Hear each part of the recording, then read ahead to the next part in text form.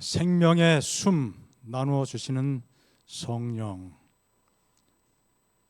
함께 읽은 요한복음 20장의 내용을 보면 예수님께서 제자들에게 나타나셨죠. 이제 막 부활하셨습니다. 예수님께서 부활하셨다는 소식은 이렇게 저렇게 들려오는데 정확한지 아닌지 긴가민가한 상황입니다. 바로 그날 저녁입니다. 예수님께서 제자들이 두려움 가운데 함께 서로 기대고 의지하려고 모였던 그 장소에 갑자기 나타나셨습니다. 예수님께서 그들을 향하여 평강이 있을지어다 그렇게 위로하시면서 십자가에 못 박힌 손, 창에 찔린 옆구리를 그들에게 보여주셨다고 바로 그 앞에 19절 20절에 말씀을 하셨습니다. 그리고 사명을 선포하십니다. 아버지께서 세상을 구원하기 위해서 독생자를 예수를 보내신 것처럼 예수님께서도 제자들을 보내겠다. 21절에 말씀하셨죠. 사명입니다. 그리고 23절도 마찬가지입니다. 너희가 누구의 죄든지 사하면 사하여질 것이요 죄 용서의 기별, 예수님 믿고 용서받고 구원받게 된다는 이 귀한 복음, 그들이 복음을 감당하게 될 때에 사람들이 이 놀라운 은총에 참여하게 될 것이다. 너희들이 그렇게 복음을 전하지 않는다면은 그대로 있을 수밖에 없다. 그들에게 주어진 엄청난 사명을 말씀해 주셨습니다. 복음을 듣고 예수님을 영접하면 죄가 용서받고 용서되고 구원을 얻게 될 것이다. 굉장한 사명이에요. 그런데 이 제자들이 이 특별한 사명을 감당할 만큼 별로 준비된 모습이 보이지 않았습니다.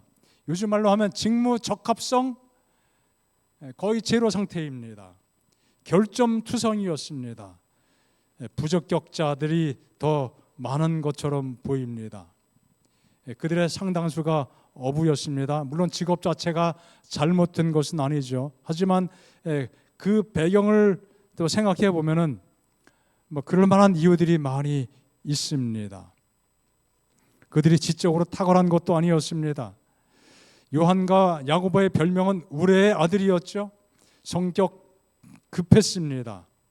복음을 전하기에 별로 적합해 보이지 않은 사람들입니다. 복수심이 많았습니다. 비평의 정신이 강했습니다. 첫째가 되려고 하는 마음이 아주 강했습니다. 예수님의 제자로서 별로 적합해 보이지 않았습니다. 도마, 소심하고 의심이 많은 사람이었습니다. 시몬, 증오심이 가득한 사람이었습니다. 베드로, 혼자 잘난 척하는 그런 성향이 아주 강했죠. 그런 타입의 사람들이 많이 모여 있는데 예수님께서는 그래도 그들을 통해서 복음을 전하시겠다는 것이죠. 복음의 통로로 그들을 사용하겠다고 말씀하셨습니다. 거기에는 분명한 이유가 있습니다. 바울이 언급한 것처럼 우리가 이 보배를 어디에 가졌다고요? 질그릇 아무것도 아니에요. 하지만 이는 심히 큰 능력이 하나님께 있고 우리에게 있지 아니한 것을 알게 하기 위하여 하나님은 연약한 자를 택하신다는 것입니다. 정말 놀라운 섭리입니다. 잘난 사람, 많이 배우고 많이 가지고 영향력을 많이 행사하는 사람을 택해서 복음을 증거하게 하셨다라면 이 복음의 능력이 누구로부터 나오는 것으로 이해할 수 있어요? 그렇게 오해할 수 있어요? 사람들로부터. 그 사람 많이 배웠으니까 워낙 인재야, 탁월한 사람이야, 그럴 만한 사람이지. 그런데 전혀 그렇지 못한 사람을 택하셔서 복음을 증거하게 하십니다. 그 사람이 그런 사람이 아니었는데 결국 누가 영광을 받을 수 있어요? 하나님 영광을 받으십니다. 그것이 바로 성령의 능력이었구나. 질그릇 같은 잘 깨지고 부서지기 쉽고 아무것도 아니고 가치가 없는 이 그릇이라고 하면 뭔가를 담아내는 통로죠. 우리가 사람들을 또 이야기할 때도 어떤 사람됨을 이야기할 때도 흔히 표현합니다. 그 사람은 큰 그릇이야. 그 사람은 그릇이 너무 작아. 뭔가 할 수 있는 역량이 있다 없다를 그릇으로 크고 작다로 이야기합니다. 여기는 뭐 큰 그릇 작은 그릇은 아니지만 질그릇이에요. 값싼 그릇입니다. 그렇게 이목을 끌지 못하는 입장에 있는 사람, 그런 인물이죠. 질그릇은 비싸지도 않아요. 하지만 하나님께서 일하시는 방법이 바로 그와 같은 것입니다. 자신에게 능력이 있는 것이 아니고 하나님께 능력이 있다는 사실을 알게 하기 위한 하나님의 방법은 연약한 사람을 택한다는 것입니다. 내게 능력이 없다는 사실을 제대로 알아야 돼요. 그래서 많이 배우고 많이 가진 사람은 나도 그래도 할 만큼 뭐 할 수 있는 능력이 있는 사람인데 인식을 할 수밖에 없죠. 하나님의 능력이 하나님을 통해서 나타난 것이 아니라 사람을 통해서 나타난다고 잘못 메시지를 줄 수 있게 되죠. 내게 능력이 없지만 성령께서 크게 역사하실 때 하나님의 능력이 온전히 드러나게 되는 것이죠.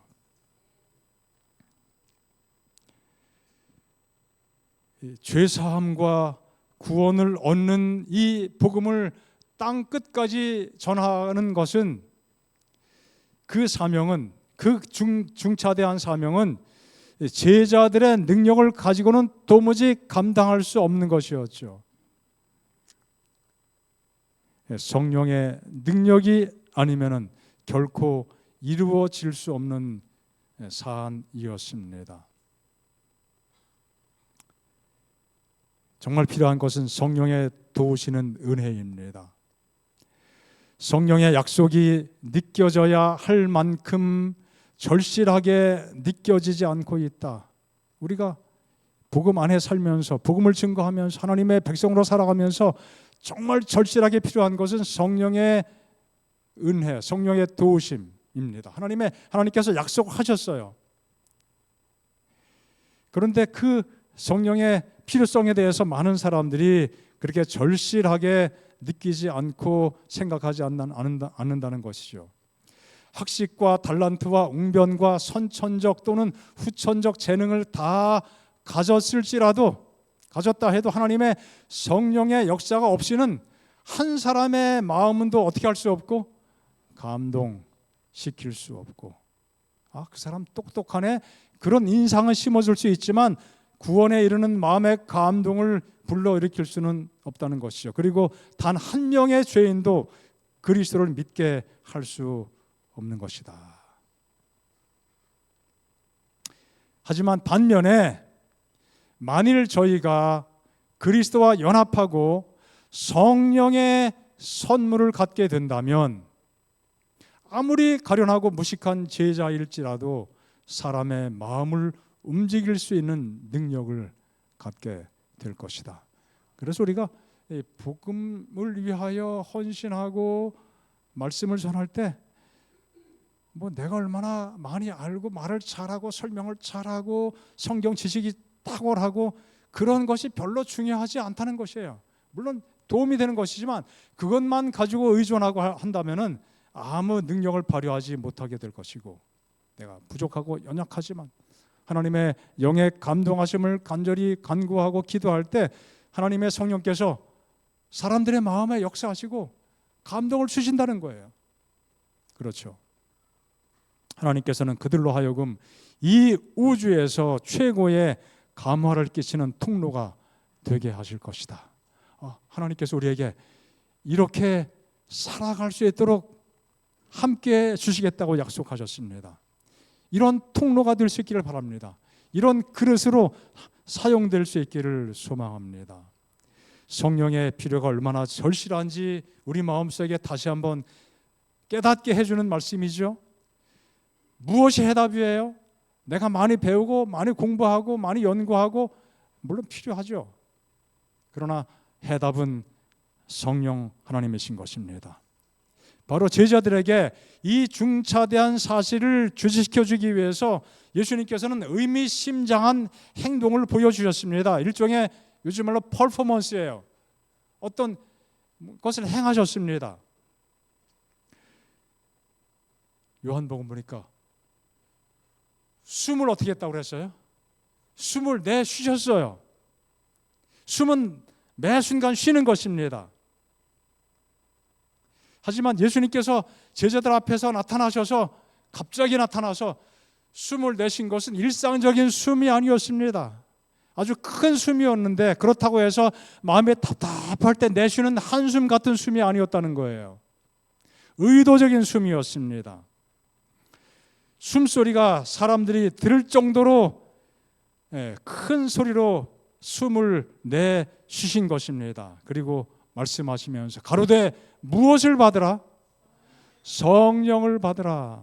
여러분, 예수님이 이렇게 의도적으로 큰 숨을 내쉬면서 성령을 받으라고 말씀하셨는데 성경은 나는 성경 말씀이 딱 하나가 있습니다. 뭐예요?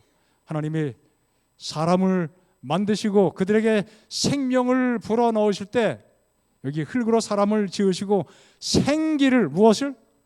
생기를 그 코에 불어넣으시니 사람이 무엇이 되었다? 생명이 되었다. 하나님이 사람을 창조하시면서 생기를 불어넣어서 생명이 되게 하셨습니다.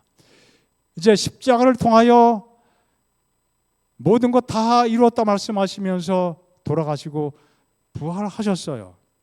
정말 재창조의 역사가 본격적으로 시작되는 그 사명을 제자들에게 부여하시면서 다시 숨을 불어 넣으셨다는 거예요. 생명의 숨입니다. 살리는 숨이에요. 생기의 숨입니다.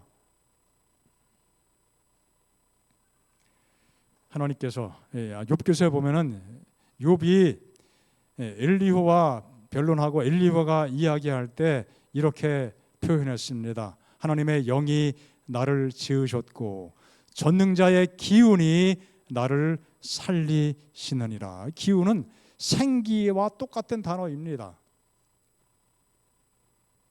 하나님의 영, 하나님의 기운, 하나님의 성령 같은 의미예요. 하나님의 숨이 있으니까 우리가 살게 된 것입니다. 하나님의 또 숨이 불어넣어질 때 성령을 받으라고 말씀하시면서 가만히 말씀 보면은 하나님께서 흙으로 사람 지으시고 불어넣으시는 그 생기는 바로 성령 하나님이신가? 그런 생각이 또 강력하게 들게 돼요.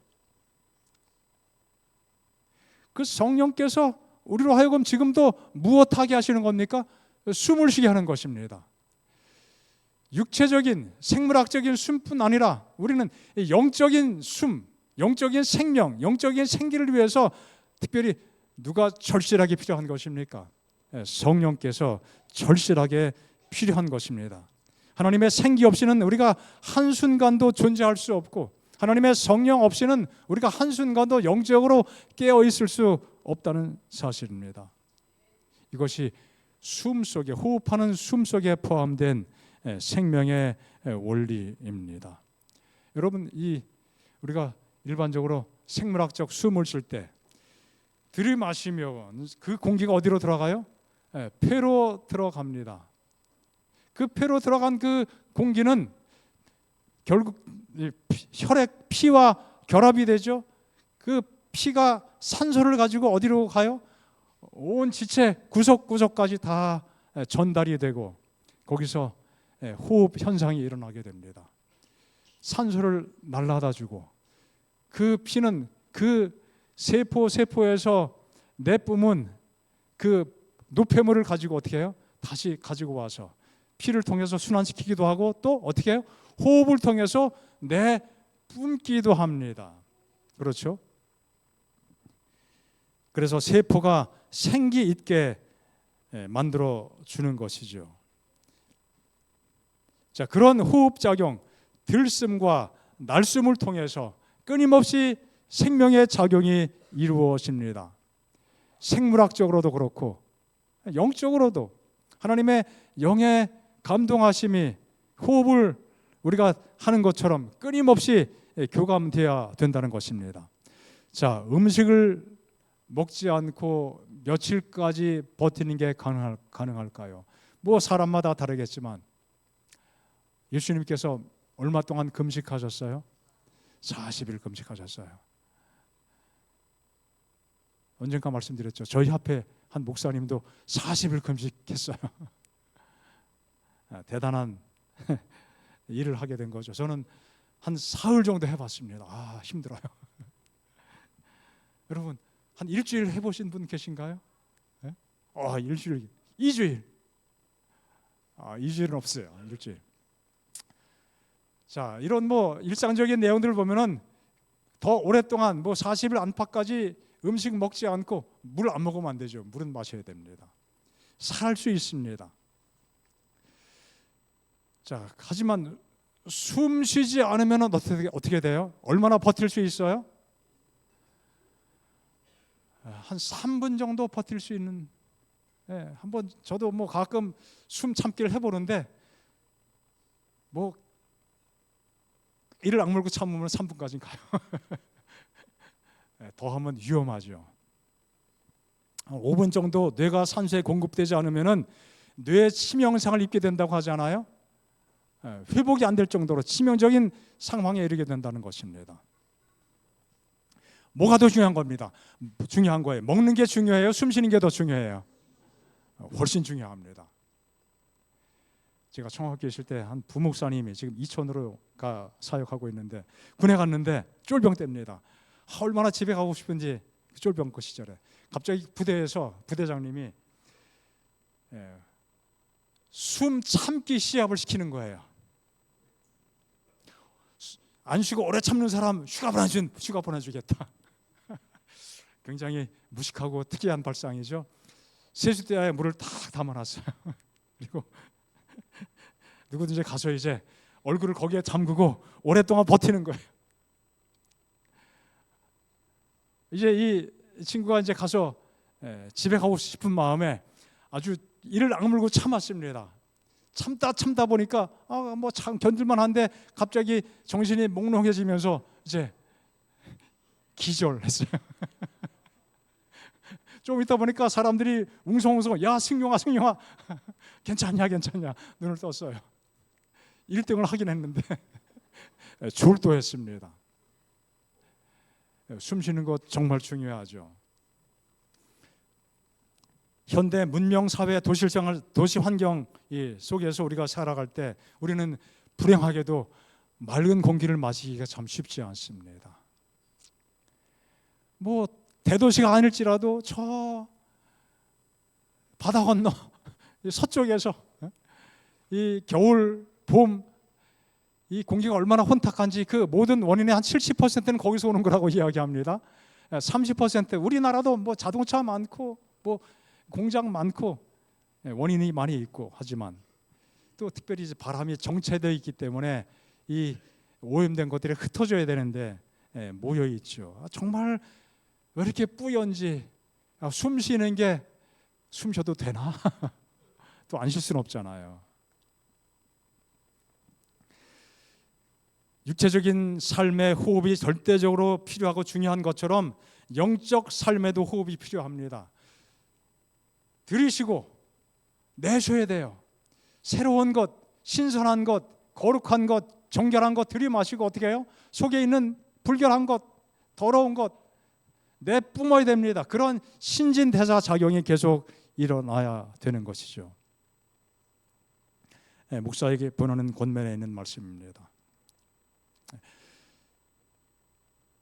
자, 성령께서 우리에게 호흡을 불어 넣으시지 않는다면 우리는 죽을 것이기 때문이다.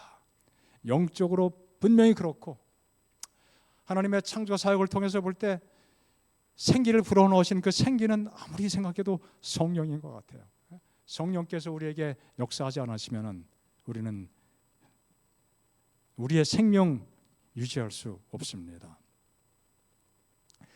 자, 기도뿐 아니라 하나님과 교통하는 모든 것은 영적 호흡입니다. 기도를 우리가 영적 호흡이라고 이야기하죠. 숨 쉬는 것입니다. 찬미도 가사가 담긴 기도라고 이야기합니다. 기도예요. 묵상도 기도입니다. 말씀을 깊이 읽고 생각하는 그 자체도 기도입니다. 호흡하는 거예요. 하나님은 성령을 통해서 영적 생명의 기운을 우리에게 제공해 주십니다.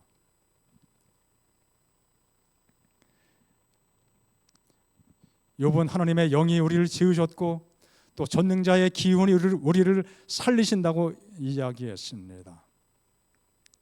성령께서 창조에 동참하셨고 숨을 끊임없이 불어넣어서 살리신다고 욥기서의 엘리후가 이야기합니다. 이것은 정말 사실입니다. 육체적으로, 영적으로 사실이에요. 주께서 주신 대사명을 감당하기 위해서 제자들에게는 성령의 특별한 능력이 필요했습니다. 그것을 그들에게 불어 넣어주시는 특별한 퍼포먼스로 예수님께서 숨을 내쉬면서 가라사대 성령을 받으라. 그 하나님 예수님의 말씀은 그들에게만 한정된, 그들에게만 필요한 것일까요? 우리에게도 여전히 필요한 것입니다. 영적으로 활력과 건강을 유지하기 위해서 성령께서 주시는 하늘의 순결한 숨을 들이마시고 또 우리 속에는 더러운 것들을 내뿜는 그 상호작용이 끊임없이 우리에게 필요한 것입니다.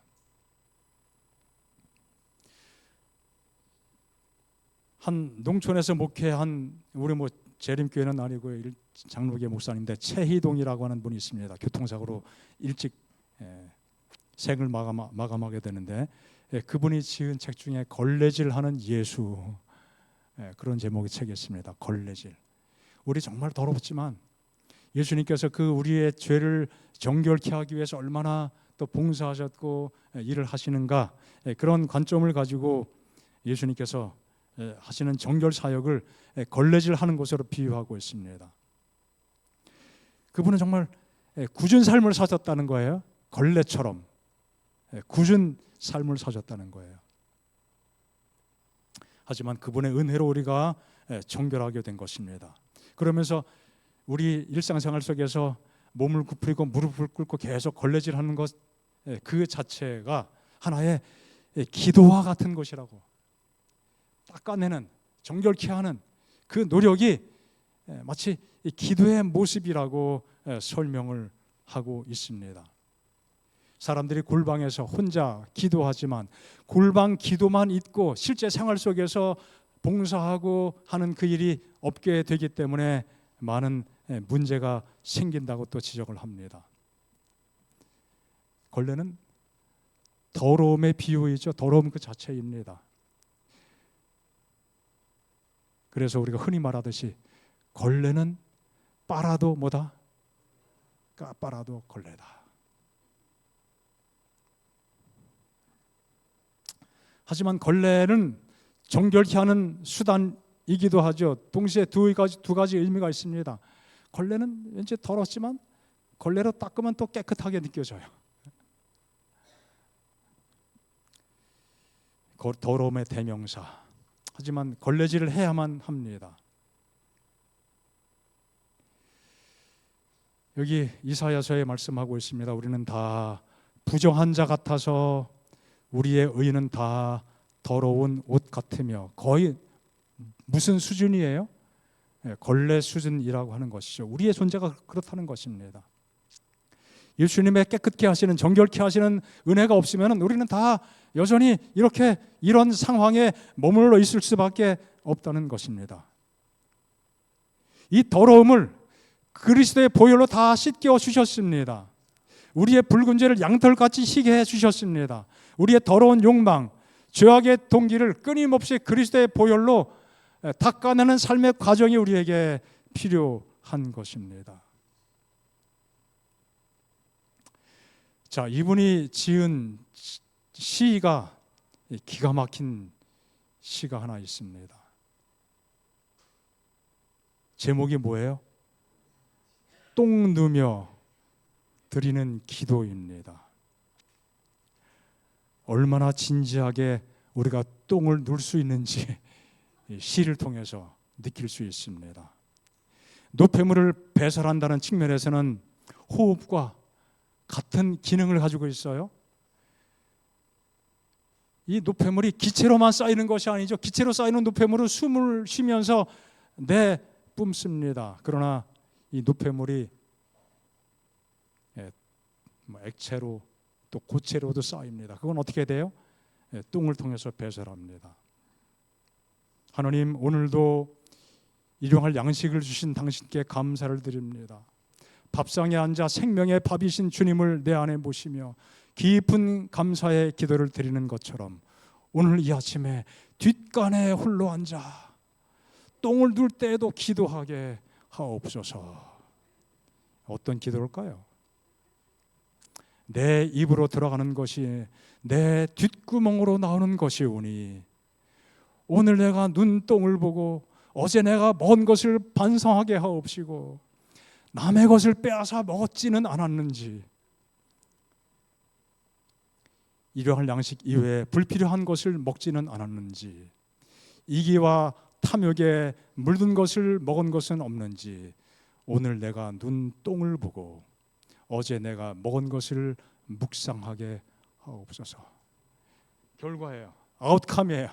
인컴이 무엇인지, 내 입에 들어온 것이, 내 육체에 들어온 것이 무엇인지, 내 심령 가운데 들어온 것이 무엇이길래 내가 이런 행동을 하게 됐고 이렇게 했는지, 굉장히 상징적으로 기도시를 썼습니다.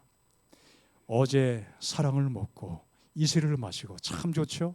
풀잎 하나 씹어 먹으면 오늘 내 똥은 솜털 구름에서 미끄러지듯 술술 내려오고 변비 안 생기고, 어제 욕망을 먹고 이기를 마시고 남의 살을 씹어 먹으면, 자주 씹어 먹잖아요. 오늘 내 똥은 제 아무리 힘을 주고 문고리를 잡고 밀어내어도 똥이 똥구멍에 꽉 막혀 내려오질 않습니다. 여러분, 변비 겪어보셨나요? 참 괴롭습니다. 찢어집니다 정말. 오 주여, 나를 불쌍히 여기소서. 똥 한 번 제대로 누지 못하며 살아가는 가엾은 저를 용서하소서. 내일 눌 똥을 염려하지 않고 오늘 내 입으로 들어갈 감미롭고 달콤함에 눈이 먼 장님 같은 내 인생을 용서하여 주옵소서. 하나님, 어제 먹은 것을 오늘 비우게 하시니 감사드립니다. 참 먹었지만 계속 먹고 있으면 큰 문제예요. 이 죄악된 것들, 더러운 것들을 다 먹었는데 어떻게 해요? 비워내야죠. 뒷간에 가야 됩니다. 뒷간에 홀로 앉아 똥을 누는 시간은 내 몸을 비워 바람이 통하게 하고 물이 흐르게 하고, 그래서 하나님 당신으로 흐르게 하는 시간임을 알게 하소서. 기도의 골방에서 말씀을 묵상하는 시간을 통해서 이 더러운 것들을 다시 다 빼버리는, 배설해버리는 그러한 경험이 우리에게 늘 필요한 것이죠. 오늘 똥을 누지 않으면 내일 하나님 만날 수 없음에 오늘 나는 온 힘을 다해 이슬방울 떨구며 온 정성을 다해 어제 내 입으로 들어간 것들을 반성하며 똥을 눕니다. 오늘 내가 눈똥이 잘 썩어 내일의 양식이 되게 하시고, 오늘 내가 눈똥이 허튼 것에 뿌려져 대지를 오염시키고 물을 더럽히지 않게 하옵소서. 하나님, 오늘 내가 눈똥이 굵고 노랗고 기르면, 소위 무슨 똥? 바나나 똥. 어제 내가 하나님의 뜻대로 잘 살았구나. 그렇구나. 정말 그렇구나. 오늘도 그렇게 살아야지 감사하며 뒷간문을 열고 세상으로 나오게 하옵소서. 여러분, 똥 잘 누셔야 됩니다. 그리고 똥 들어갈 때 이렇게 진지하게 기도할 수 있다면 그 성도의 삶에 은혜가 얼마나 넘쳐나겠습니까?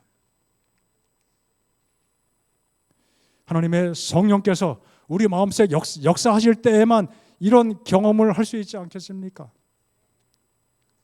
더러운 것을 제하시고 누추함을 제하시고 새롭게 하시고 좋은 것을 끊임없이 우리에게 부어주시는 하나님의 영의 감동하심이 우리의 삶 속에 계속 이어지기를 간절히 바랍니다. 마음을 그리로 향하지 않고 세상을 향하지 않고 웅장한 영광의 정문을 통과할 자는 하나도 없다. 하늘을 향하여 우리 마음을 드리고 집중하지 않는 자 중에 아무도, 그런 사람 외에는 아무도 그 하늘 문을 통과할 수 없다. 자, 그러면 급소를 찌르는 질문 해보자. 그대는 땅의 것들에 마음을 두고 있는가? 그대의 생각은 순결한가? 그대는 하늘 분위기를 호흡하고 있는가? 타락의 도끼를 갖고 다니는가? 그대가 사랑할 권리가 전혀 없는 어떤 여인을 사랑하고 경배하는가? 이것은 뭐 이성적인 여인이 아니라 세상을 의미하는 것이죠. 그대의 마음은 어디 있는가? 그대의 복물은 어디 있는가? 그대의 신이 어디 있는가? 어린 양의 보혈로 그대의 품성에 두루마기를 빨아 희게 하였는가? 혹은 도덕적 타락으로 그대의 품성에 옷을 더럽혔는가? 자, 복음의 목사들은 우리 모든 성도들이 이것을 우리 자신들에게 적용시켜야 한다. 그대는 성경을 이해하는 축복을 받았지만 그대의 눈은 오로지 하나님의 영광만을 바라보고 있는가? 열렬하고 천신적이며 성결의 아름다움 속에서 순결하게 하나님을 섬기는가?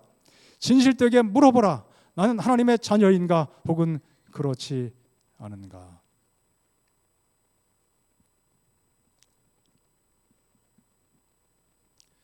자,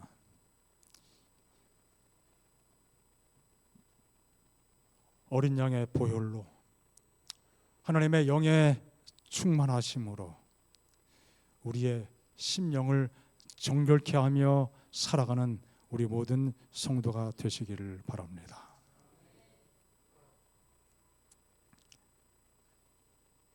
성령은 영혼들 속에 영적 생명을 불어넣으시는 분이시다. 성령을 나누어 주신다는 것은 그리스도의 생명을 나누어 주신다는 의미이다. 성령이 충만한 것은 그리스도의 생명력이 충만한 것을 의미하죠. 하나님의 영의 감동하심으로 우리 마음이 새로워지는 것을 의미합니다. 우리의 삶이 새로워지는 것을 의미합니다. 우리의 삶이 더욱 정결케 되는 것을 의미하는 것입니다. 육체적 호흡과 영적인 호흡의 차이점은 딱 한 가지입니다. 육신의 호흡은 자율신경에 의해서 의도하지 않아도 힘들지 않게 편하게 계속 쉬게 돼요. 여러분, 내가 숨을 쉬어야지, 들이마셔야지, 이제 내뿜을 때가 됐구나, 내뿜어야지, 그렇게 숨 쉬는 분이 있어요? 아무도 없어요. 하지만 영적인 호흡은 좀 달라요. 가만히 있다고 저절로 되지 않습니다. 뭔가 의도성을 가지고 자신의 선택과 의지적인 노력이 필요한 것입니다. 말씀 보고, 말씀 묵상하고, 하나님과 더 교통하는 것, 이거 가만히 저절로 되는 것이 아니에요. 시간을 투자해야 됩니다. 신경을 써서 마음을 정결케 하고 생각을 정리하고 또 기도로 하나님께 아뢰고 말씀을 묵상해서 그 말씀 속에 나타난 하나님의 영의 감동하심을 또 친히 경험해야 됩니다. 여러분,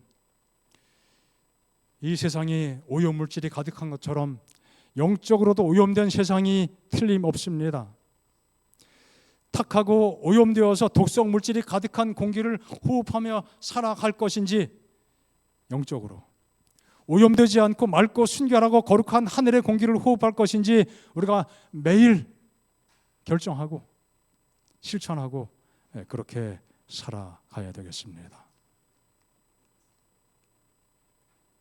사탄은 지옥의 공기를 우리에게 불어넣으려고 노력합니다.